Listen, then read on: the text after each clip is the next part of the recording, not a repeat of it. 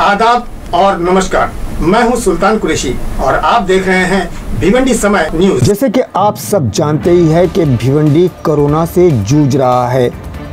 जी हाँ, भिवंडी कोरोना से जूझ रहा है। ऐसी स्थिति में बहुत से लोग आगे आकर फलाही कामों को अंजाम दे रहे हैं। ऐसे ही एक शख्स से हम आपको मिलाने जा रहे हैं जिन्होंने प्राइवेट अस्पतालों के लिए एक बड़ा मुद्दा लेकर कमिश्नर साहब से मुलाकात की और उनसे कहा है कि प्राइवेट अस्पतालों में जो कायदे कानून है, जैसे कि उनके बेड की फ़ीस, अस्पताल की फ़ीस, नर्सों की फ़ीस, ऐसी सारी फ़ीस की लिस्ट को उन्हें डिस्प्ले करना चाहिए, यानी कि अपने दरवाजे पे लगाना चाहिए एक बड़े बोर्ड को, जिसको देखकर पेशेंट जो है वो ये तय कर सके कि हमें इस अस्पताल में रहना है या नहीं। क्योंकि होता ये है कि जब पेशेंट आता है तो वो अपनी ही अफरा तफरी में होता है, यानी पेशेंट किसी भी सूरत में अच्छा हो जाए, उसके घर वाले उसे फ़ौरन वहाँ पर एडमिट करते हैं। वो ये भी नहीं देखते हैं कि इस अस्पताल का किराया कितना होगा, डॉक्टर की फ़ीस कितनी होगी, नर्सेस का चार्ज कितना होगा, दवाइयाँ कितनी महंगी होगी। ये सारा कुछ ना देखते हुए वो सिर्फ यही चाहता है कि उसका पेशेंट किसी भी सूरत में ठीक हो जाए। अलबत्ता जब पेशेंट कुछ ठीक होने लगता है तो उन पेशेंट को भी और उनके घर वालों के भी होश आता है कि यार ये अस्पताल तो बड़ा महंगा है, अब हम इसकी फ़ीस कैसे दे पाएंगे। तो ऐसी सूरत में वो या तो अपने मरीज़ को वहाँ से निकालने की कोशिश करता है, या तो फिर किसी से उधार लेकर, किसी का कर्जदार होकर वो अपने पेशेंट को वहाँ से निकालता है। तो उन्होंने, यानी कि हमारे जो सोशल वर्कर है इकबाल भाई, उन्होंने कमिश्नर से, महानगर पालिका से ये रिक्वेस्ट ये है कि वो तमाम प्राइवेट अस्पतालों को जो उनके किराए हैं उनको डिस्प्ले करने के लिए कहें। आइए बातें करते हैं इकबाल भाई से कि वो और बहुत सारी चीज़ों के बारे में क्या क्या जानते हैं, कुछ सवाल करते हैं उनसे। बताइए कि शहर में आज जो है दिन ब दिन लोग पॉजिटिव होते जा रहे हैं, लोग मरीज़ मिलते जा रहे हैं। क्या वजह है कि पहले कुछ मरीज़ नहीं मिलते थे, लेकिन अब जब से ये सेकेंड लॉकडाउन चालू हुआ है, थर्ड लॉकडाउन चालू हुआ है, उसके बाद में अनलॉकडाउन चालू हुआ है, लेकिन अनलॉकडाउन में भी इतने ज़्यादा मरीज़ मिल रहे हैं, क्या वजह है? देखिए, इसकी दो सबसे बड़ी वजह है। पहली वजह तो ये है कि भिवंडी मुंबई और थाने के बिल्कुल नज़दीक है। पूरे देश में मुंबई सबसे ज़्यादा अफेक्टेड रहा है। कंटेनमेंट जोन से लोग निकल के भिवंडी आए हैं, चाहे वो कारोबारी के तरीके से आए हों या जिस तरीके से भी आए हैं, उसका असर भिवंडी में देखने को मिला है। दूसरी सबसे बड़ी वजह ये जो है कि हम उस चेन को तोड़ नहीं पाए। जो पेशेंट आए, हम उनकी केस हिस्ट्री लेकर के उनके जो संपर्क में आने वाले लोग थे उनको क्वारंटाइन नहीं सही टाइम पे कर पाए। लोग आए, अपने घरों में बैठ गए, घर में इलाज कराए और उसकी वजह से दूसरे लोग अफेक्टेड हुए। लोग बाज़ारों में गए, जिस तरीके से लॉकडाउन का पालन होना चाहिए था लॉकडाउन 3 के बाद उस तरीके का नहीं हुआ। और सबसे बड़ी वजह एक और सामने आई है कि हमारे पास सिस्टम ही नहीं है कि हम इतने लोगों का ट्रीटमेंट कर सकें। एक तो भरोसा होता है कि हाँ सरकार या प्रशासन, हम प्रशासन के पास जाएंगे ट्रीटमेंट हो जाएगा, लेकिन अफसोस की बात यह है कि 10 लाख की आबादी पे मात्र एक 100 बेड का हॉस्पिटल है। नगर पालिका प्रशासन ने भिवंडी के प्राइवेट हॉस्पिटल को, जिस तरह मालेगांव औरंगाबाद ने प्राइवेट हॉस्पिटल को अपने कंट्रोल में लेकर के वहाँ पेशेंट एडमिट कर रहे थे, वो प्रक्रिया हमारे यहाँ नहीं हुई। हमारा सबसे बड़ा दुर्भाग्यपूर्ण ये रहा है कि बगल में थाने और बगल में, उससे बगल में मुंबई, वहाँ पे 2-2 हज़ार बेड के, हज़ार बेड के कोरोना केयर सेंटर बने, लेकिन भिवंडी में कुछ भी नहीं बना। जिम्मेदार कौन है? इसका जिम्मेदार पूरी तरह से मैं सरकार को मानता हूं और यहाँ का लोकल एडमिनिस्ट्रेशन है, क्योंकि सारे अधिकार उसमें कलेक्टर को और कमिश्नर को दिए गए थे। नए कमिश्नर आए हैं, उनको भी 1 हफ्ता हो गया है, वो भी जिस तरीके से काम 1 हफ्ते में डिसीजन लेके फटाफट करना चाहिए था, अभी भी नहीं हो रहा है। हमारी रफ्तार ये है कि हम कछुए की चाल से चल रहे हैं और कोरोना चल रहा है खरगोश की चाल से। आज 3000 से ज़्यादा ऊपर के पेशेंट हो चुके हैं और हम बात कर रहे हैं कि 2000 बेड का बनने वाला है, लेकिन वो कब शुरू होगा ये अभी तक पता नहीं है। अच्छा, इस बीच हमने ये देखा है कि इलेक्शन के दौर में जो होता है, सभी पार्टियाँ जो है रास्ते पर आकर काम करती है, लेकिन कोरोना के जब से फैलने से, इसकी बीमारी फैलने से किसी पार्टी को हमने नहीं देखा कि वो रोड पर आके काम कर रही हो, यहाँ तक कि कांग्रेस पार्टी भी। क्या वजह है? नहीं, देखिए ये आरोप कम से कम ये कोरोना महामारी पे आप किसी भी पार्टी पे नहीं लगा सकते। आप जब लॉकडाउन हुआ था, मजदूरों को खाने पीने का मसला था, लगभग सभी पार्टी के लीडर मैदान में आके काम किए। ये आपने देखा है कि कम से कम भिवंडी शहर में कोई भूखा नहीं सोया है। ये टेक्निकल मामला है, हॉस्पिटल और ये सब चीज़ें टेक्निकल मामला होता है, सरकार के पास इसके अधिकार होते हैं। सरकार ने वो डिसीज़न नहीं लिया।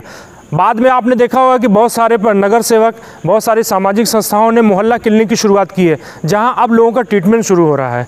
तो ये कहना कि पार्टी ने नहीं किया, ये मैं किसी को भी इल्ज़ाम नहीं देता, उन्होंने जिम्मेदारी निभाई है। कम से कम जो हॉस्पिटल्स बंद थे, जिसके लिए लोग मारे मारे घूम रहे थे, और प्राइवेट हॉस्पिटल लोग बंद करके भाग चुके थे, लोगों के इलाज नहीं हो रहे थे, उस पर में भी तो किसी न किसी को आवाज़ उठानी। जी हाँ, ये बहुत बड़ा मुद्दा है भिवंडी शहर का। मैं इस बारे में सबसे पहले आवाज़ उठाने वाला मैं खुद हूँ।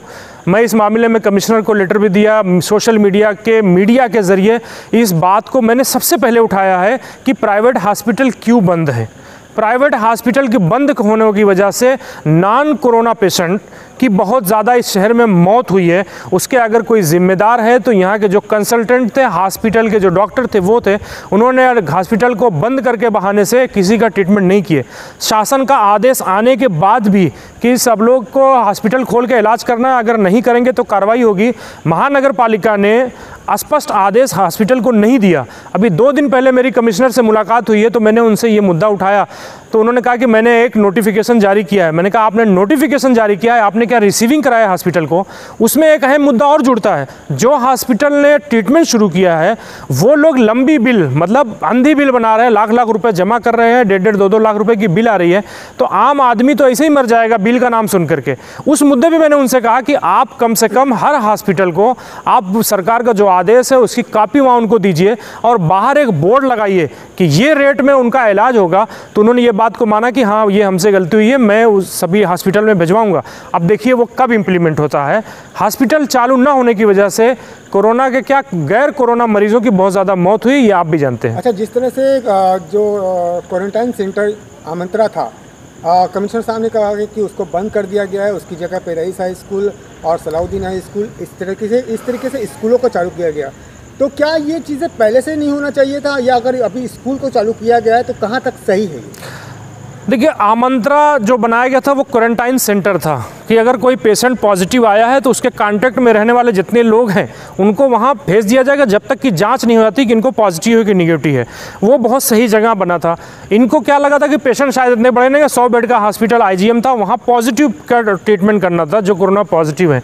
अभी नए कमिश्नर साहब आए तो उन्होंने तमाम स्कूलों को ले लिया है और रईस क्वारंटाइन सेंटर नहीं है। परसों जब मेरी बात हुई तो पहले हालांकि उन्होंने कहा था मीडिया क्वारंटाइन सेंटर है, अब क्वारंटाइन सेंटर नहीं, वो डेडिकेटेड कोरोना वो हेल्थ सेंटर है। वहाँ पे ऑक्सीजन लगा के ट्रीटमेंट शुरू किया जाएगा।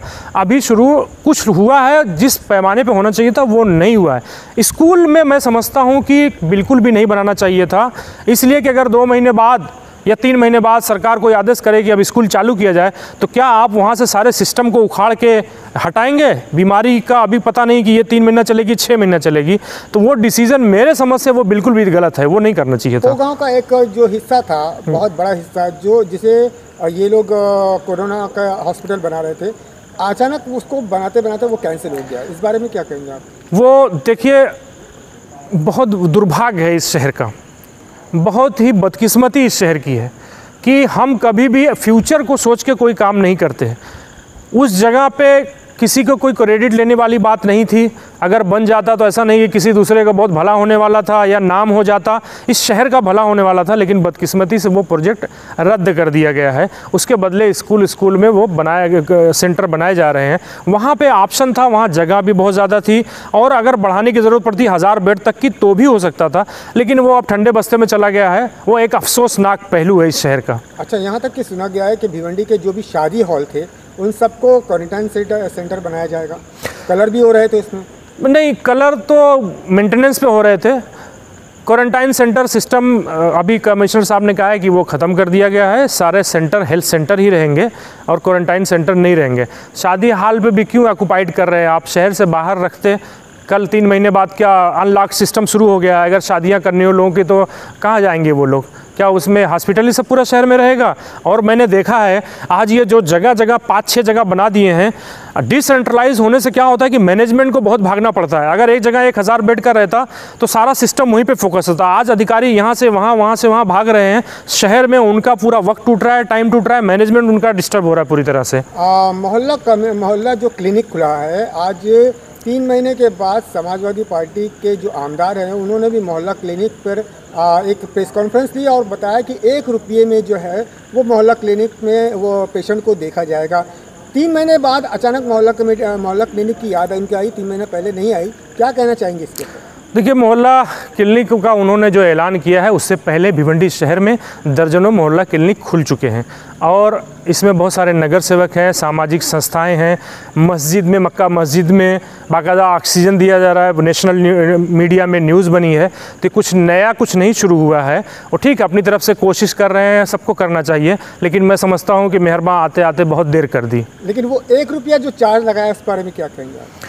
हाँ, ये बड़ा अहम मुद्दा है कि इस वक्त जब सब लोग फ्री में इलाज कर रहे हैं, शहर के सामाजिक संस्थाएं लोगों से कलेक्शन करके लोग अपनी जेब से लगा के फ्री में इलाज कर रहे हैं, तो वो 1 रुपये का कॉन्सेप्ट जो है ज़रा सा कुछ यूनिक सा लग रहा है। मुझे ये समझ में नहीं आया है कि ये आम दिन नहीं है। आम दिनों में डिस्पेंसरी चालू की जाती है तो 1 रुपया ऐसा सिम्बॉलिक किया जाता है, लेकिन ये महामारी का टाइम है, इसमें तो सब कुछ फ्री किया जा रहा है, लोग कर भी रहे हैं शहर के।